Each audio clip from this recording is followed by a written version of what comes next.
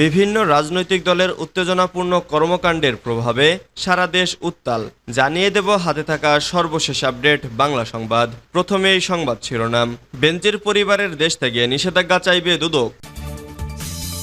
এরপর জানিয়ে দেব বিমানবন্দরে শ্রমিকের কান্না। এদিকে জামাতের বিজয় ঠেকানোর সাধ্য কারণেই বলেছেন রফিকুল ইসলাম। আরও জানিয়ে দেব এবার নেপাল যাচ্ছে ডিবি। সর্বশেষ জানিয়ে দেব সরকারি বেনজিরকে পালানোর সুযোগ করে দিয়েছে বলেছে রাষ্ট্র সংস্কার আন্দোলন। এতক্ষণ শুনছিলেন সংবাদ শিরোনাম, এবারে বিস্তারিত। তবে অনুরোধ থাকবে ভিডিওটিতে একটি লাইক করবেন এবং কমেন্ট করে জানিয়ে দিবেন কোন জেলার কোন উপজেলা থেকে আপনি আমাদের এই ভিডিওটি দেখছেন। বেনজির পরিবারের দেশ থেকে নিষেধাজ্ঞা চাইবে দুদক। পুলিশের সাবেক মহাপরিদর্শক বেনজির আহমেদ ও তার পরিবারের সদস্যদের বিভিন্ন ব্যাংক অ্যাকাউন্ট থেকে বিপুল পরিমাণ অর্থ সরিয়ে নেওয়ার প্রমাণ পেয়েছে দুদক। দুদকের অনুসন্ধান শুরুর তথ্য পেয়েই এই অর্থ সরিয়ে নেন বেনজির আহমেদ। দুদকের একটি নির্ভরযোগ্য সূত্র বলছে সরিয়ে নেওয়া এই টাকার পরিমাণ কয়েকশো কোটি হতে পারে, আর তা সরানো হয়েছে আদালতের আদেশে। দুদক কর্তৃক বেনজির ও তার পরিবারের সদস্যদের স্থাবর অস্থাবর সম্পদ জব্দ ও অবরুদ্ধ করার আগে।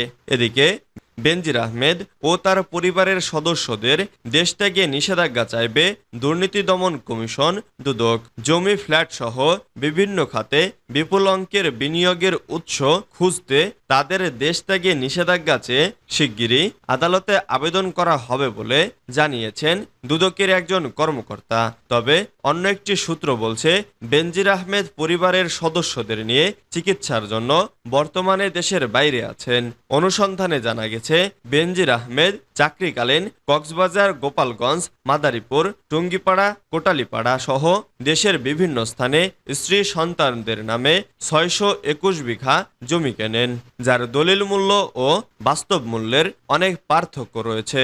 এছাড়া তার অতালিকাভুক্ত ১৯টি কোম্পানি, তালিকাভুক্ত কোম্পানির শেয়ার, মিউচুয়াল ফান্ড ও সঞ্চয়পত্রে বিপুল বিনিয়োগের সন্ধান পেয়েছে দুদক। কালের কণ্ঠে অনুসন্ধানী প্রতিবেদন প্রকাশের পর বেকায়দায় পড়েন পুলিশের সাবেক এই কর্মকর্তা।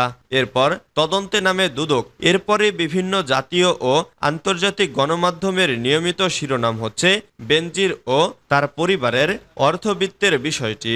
উদ্ধৃত পরিস্থিতিতে তিনি সপরিবারে দেশত্যাগের চেষ্টা করছেন বলে খবর রয়েছে দুদকের কাছে। ফলে তাদের দেশ ত্যাগে নিষেধাজ্ঞা চেয়ে আদালতের কাছে আবেদন করবে দুদক। বিমানবন্দরে শ্রমিকের কান্না। ৩ দিন ধরে ঢাকার হযরত শাহজালাল আন্তর্জাতিক বিমানবন্দরে অপেক্ষা করছেন নাটোরের ইলিয়াস হোসেন।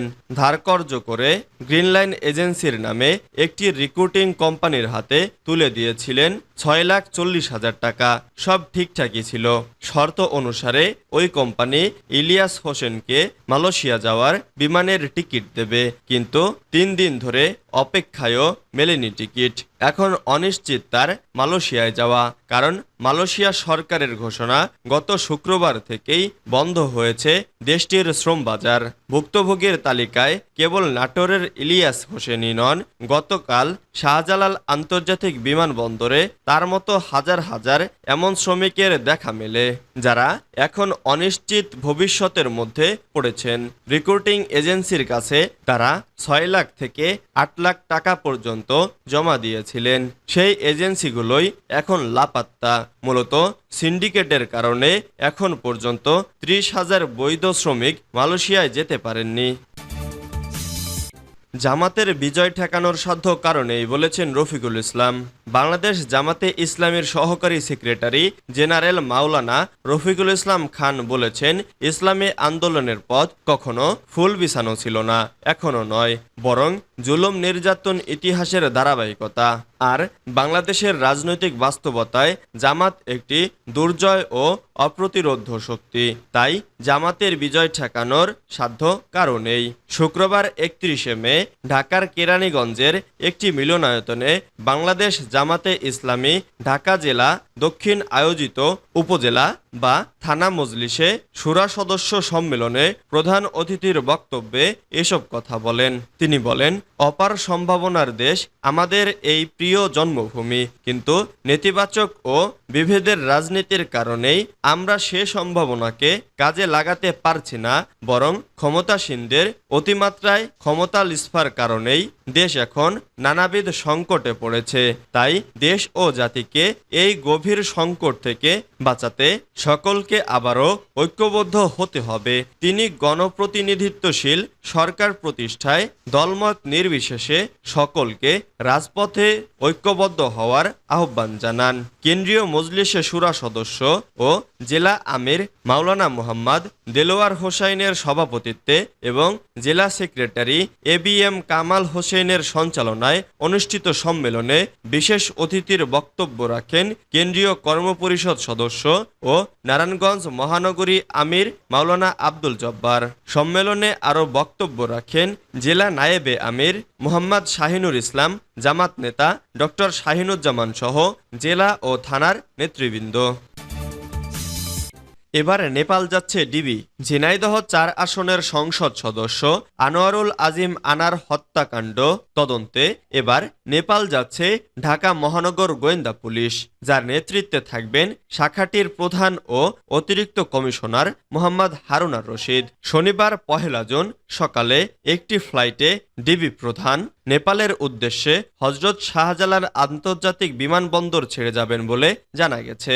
শুক্রবার 31 মে মধ্যরাতে ডিবির দায়িত্বশীল একজন কর্মকর্তা নাম প্রকাশ না করার শর্তে গণমাধ্যমকে এ তথ্য জানিয়েছেন। তবে নেপালে ডিবি প্রধানের সঙ্গে বাহিনীর কে যাচ্ছেন বা ডিবির কত সদস্যের দল সেখানে যাচ্ছে তা নির্দিষ্ট করে বলতে পারেননি তিনি। হঠাৎ করে ডিবির নেপালে যাওয়ার সিদ্ধান্ত কেন জানতে চাইলে ডিবির তদন্ত সংশ্লিষ্ট এ কর্মকর্তা বলেন, এমপি আনার হত্যার মূল পরিকল্পনাকারী আখতারুজ্জামান শাহিন নেপাল হয়ে আমেরিকায় পালিয়েছে বলে তথ্য রয়েছে ডিবির কাছে। তাছাড়া সিয়াম নামে সন্দেহভাজন এক অভিযুক্তকেও এ মুহূর্তে নেপালে অবস্থান করছে বলেও খবর এসেছে। এসব বিষয়ে খোঁজ নিতেই নেপাল যাচ্ছেন ডিবি প্রধান। সরকারি বেনজিরকে পালানোর সুযোগ করে দিয়েছে বলেছে রাষ্ট্র সংস্কার আন্দোলন। গণতন্ত্র মঞ্চের শরিক রাষ্ট্র সংস্কার আন্দোলনের প্রধান সমন্বয়ক হাসনাত কাইম বলেছেন, জনগণকে গুম-খুনের ভয় দেখিয়ে আর দাবিয়ে রাখা যাবে না। গুমের কুশিলবাদের বিচার বাংলাদেশের মাটিতে হবেই। সাবেক পুলিশ প্রধান বেনজির আহমেদকে দেশ থেকে পালাতে সরকারি সুযোগ করে দিয়েছে বলে দাবি তার। শুক্রবার 31 মে বিকেলে রাজধানীর তোপখানা রোডে রাষ্ট্র সংস্কার আন্দোলনের প্রধান কার্যালয়ে এক আলোচনা সভায় একথা বলেন হাসনাত কাইয়ুম। গুমের শিকার ব্যক্তিদের স্মরণে আন্তর্জাতিক সপ্তাহ উপলক্ষে রাষ্ট্র সংস্কার আন্দোলনের উদ্যোগে এই সভা হয়।